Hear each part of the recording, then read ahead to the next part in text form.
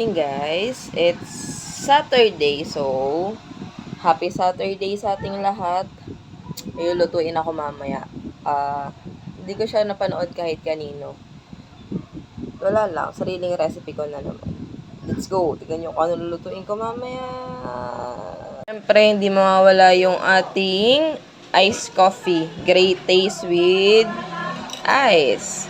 And then, excuse me, sorry.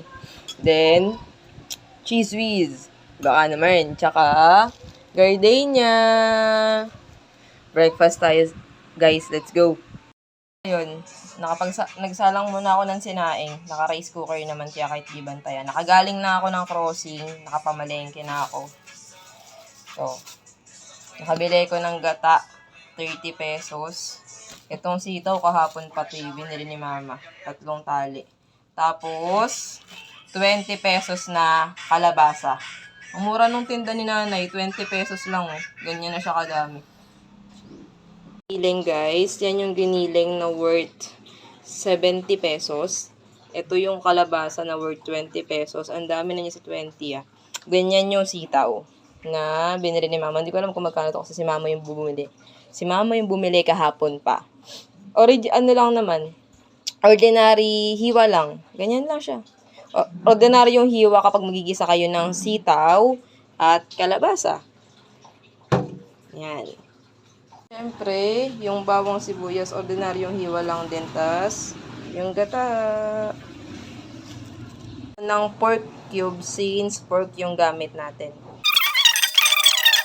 Bawang sibuyas, tas after nito.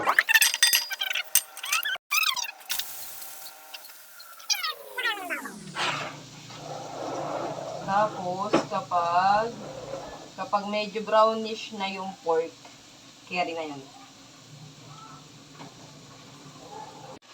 Ayan. Haluin nyo lang ng haluin. Igisa nyo lang ng igisa yung pork hanggang sa maging golden brown siya. Kapag golden, okay na yan, luto na yan, lalagay ko na yung kalabasa. Kalabasa guys, strain ko lang yung tubig. Nagasan ko kasi siya.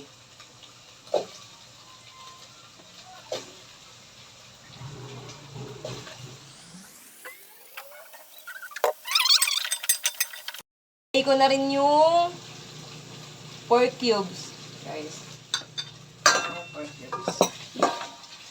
Nilakasan ko ng konti yung apoy. Yan, haluin lang natin yung pork cubes hanggang sa matunaw siya.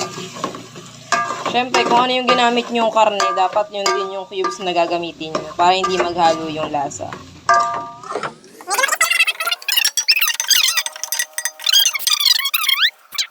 Yung sitaw, guys.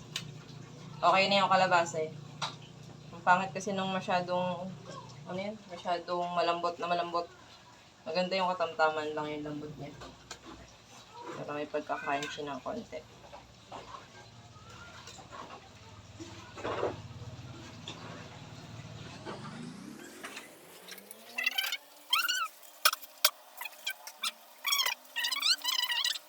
Guys, luto na yung sitaw, luto na yung kalabasa, luto na yung baboy. Okay na to. Lalagay na natin yung gata. Sabi nga namin sa Singles for Christ tuwing may paklase. Okay na to. Yan, bubuhos na natin. Buhos natin yung gata. Fresh na gata to guys ha. Kasi diba merong nabibili na na mga gata. Yung Coco Mama, itong fresh na.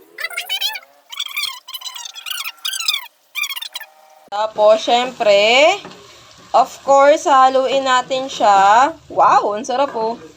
Yee! Ayan na yung gata oh. Ang sarap, shocks. Grabe ba? Thank you, Papa G, for the blessing.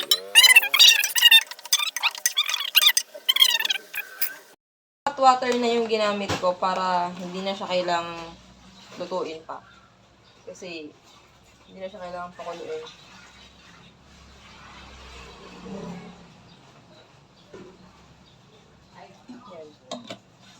Ganyan lang. Lagyan ko lang siya ng konting hot water. Pak! Ginataang sitaw at kalabasa by Chef Ars. Tapos may konting pork lang. Konting giniling. Pork giniling lang.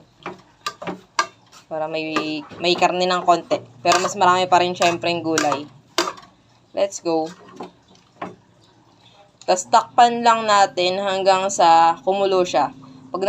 Pag kumulo na siya, after nating takpan, tsaka natin titikman yung alat niya. Kung luto na yung ginataang kalabasa na may sitaw ko na may konting pork giniling, guys. Off na natin yung apoy. Let's go. So baba ko muna enough. Off na natin. Sorry, ang likot nung cam. Tada! Tapos, syempre, taste test tayo. Let's go! Test tayo, guys, bago ko na naman makalimutan. May event kami mamaya sa Popo, eh. Makakalimutan ko na naman yung taste test. Let's go. Kalabasa muna. Mainit.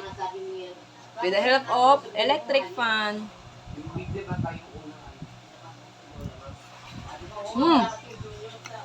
Ang sarap.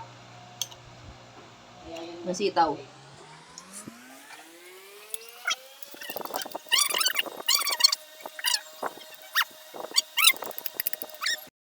Ayun na nga. Fresh na yung Chef Ars nyo. Kakatapos ko lang maligo, eh. Tapos ko lang mag-ulit. Tinapos ko kasi yung event ng agency sa Popo. May event kasi kami kanina. Kaya hinapon na ako ng ligo. Pero okay lang naman. So, ayun. Yun yung recipe ko na kalabasa. Ginataang kalabasa at saka sitaw na may konting pork giniling. Hindi ko alam, baka nag-isip ako kung anong pwedeng kung anong pwedeng ipang April Fool sa mga Dabber Kids ko. Malalaman nyo na lang sa next upload ko. So, yun. Like, share, and subscribe. Bye-bye! Na guys, ang kulit no? Like, share, and subscribe. Bye!